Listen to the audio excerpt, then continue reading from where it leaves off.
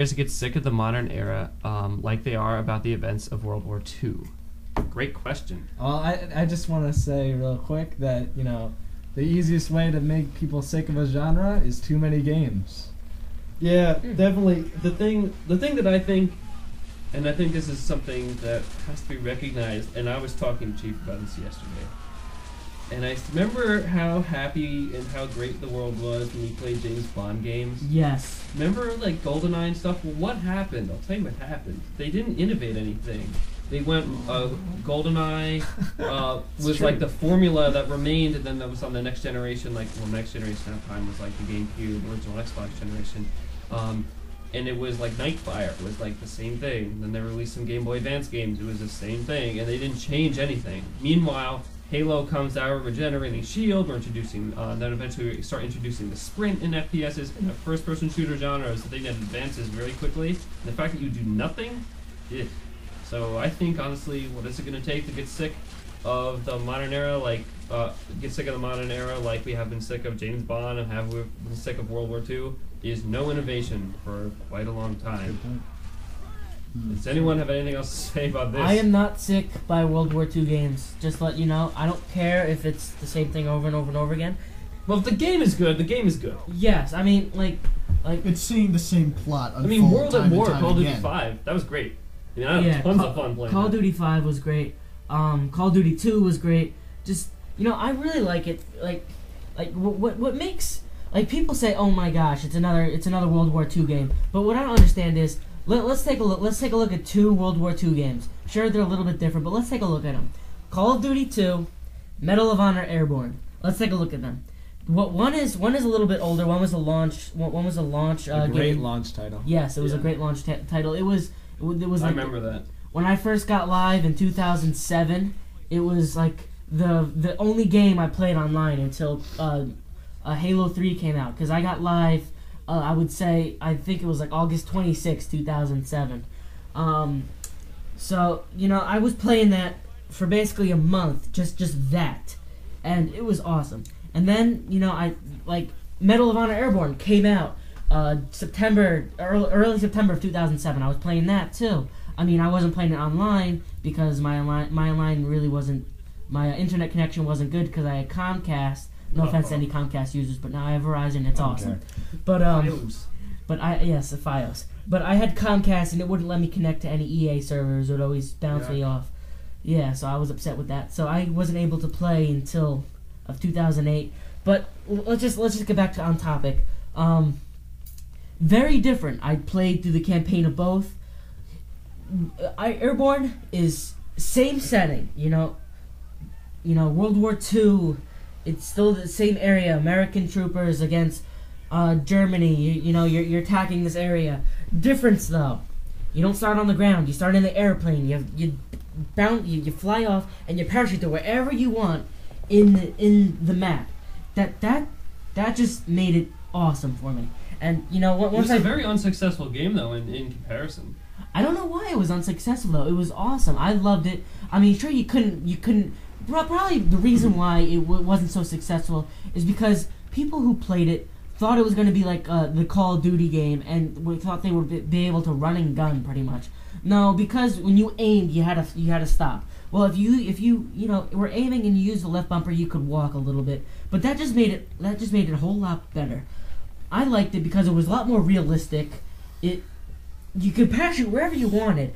That's what I liked the most about it. So you had a lot of freedom. Yes, there was a lot of freedom. You could spawn yourself with a sniper rifle, go on top of a building that you couldn't reach if you were on ground, and snipe people off. Sure, it would suck if you were the How do you get down? You jump. You use our good old friend gravity. Yes. I mean, it would suck if you were on the German side if you were playing multiplayer, because you wouldn't be able to catch up to them and get up there. Suck if you were on the German side in general. Yeah. Yes. You kind of lost. You know. But I mean, that was the beauty of it. The only thing I hated about Airborne was that you had to pick up health and stuff. You only had 4 bars of health, and when you lost it, that was just stupid. So what's your point? What is it going to take to get sick of it? Personally, I think people are just believe people look on the outside, but they don't look on the inside. You say we're not. You're saying we're not actually sick of World War II in general. I think that if it's done correctly, Crappy games, pretty much. Is what Yeah. you're saying. yeah, Too many crappy games. Which is a good ruin it. point because Well, World at we're- War was fun. Yes, what we're getting is the same old crap. You know, you're this, you fight. Yeah. But Airborne, the reason I'm bringing this up is because it reinvigorated World War II. You jumped, you landed someplace, and you killed. One person started on the ground, other person started in air. And when I was the Germans on multiplayer, you could snipe them when they were gliding down on the parachute. You couldn't do anything when you were in the parachute because it kind of sucked if you died.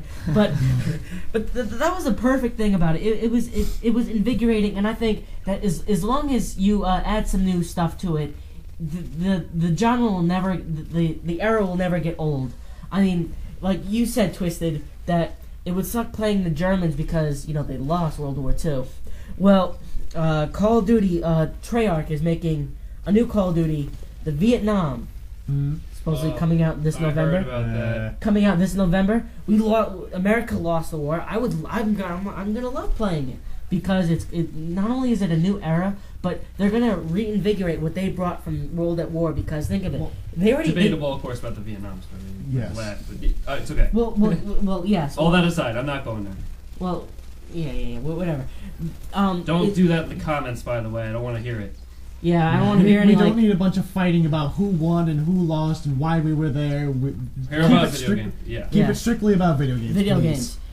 But anyway, my point is, like Treyarch brought the jungle like made the jungles for during when they were the Americans versus the Japanese in World at War, and I have a feeling they're gonna just make it better in the Vietnam stage, and so I mean it's right in between.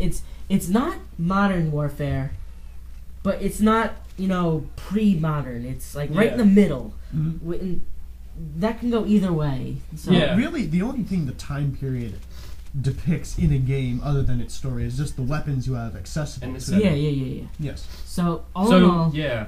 I just want to say before I start rambling on and you guys are gonna start thinking I'm a crazy person. Don't worry, that's already been done. Yes. Yes. Just to end it off, I love to see games of any era. I don't care if I see thousands and upon thousands of World War II games. Just Which that happened. Just make good ones. make more. Just make Just make as good long as the ones. game Yeah. is good. Yes. I mean, there's a game out. It's called Hearts of Iron 3. It's a PC game. It came out over the summer. It has nothing to do with combat. You have to basically build up your armies. It's just too expansive. I can't play it because it's just too expansive. Yeah. It's just immense. So perfect execution on a game won't matter where it is. I kind of want to Yes. jump in here, and I've been waiting to jump in because I'm pretty much on the Jump in, opposite just like side of the Airborne. spectrum when it comes to you, Rannxz. I mean, I played through Call of Duty 1, I played through Call of Duty 2, and I played pretty much all the ones successive after that. And I also include the ones that Treyarch made, 3 and World at War.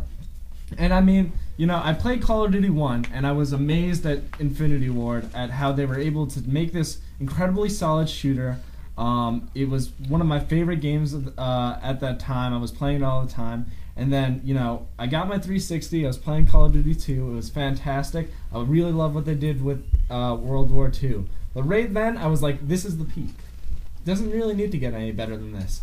And then, it kept happening. And then there was a Call of Duty 3, and it was in a different direction with a different developer, and it didn't really catch me. And then Call of Duty 4 came in, and Infinity Ward gave me exactly what I wanted. They pushed it in a whole new innovative direction, and I loved every minute of it. And then we went back. We went back to World War II with the other... Alright, I don't want to diss Treyarch, because Treyarch makes quality games, but they're not Infinity Ward. I didn't like Call of Duty 3. I love World at War. I didn't like Call of Duty 3. Just throwing it out there. So the biggest thing that you can see that I think the clearest division is between Call of Duty 5 or World at War and Modern Warfare 2. You look at Call of Duty 4 was a huge success. It was the first huge success that made Call of Duty into the giant that it is today. Yeah. Then, they worked with that success to get the people to try and carry over into World at War. And they certainly did succeed. I mean, nobody's saying that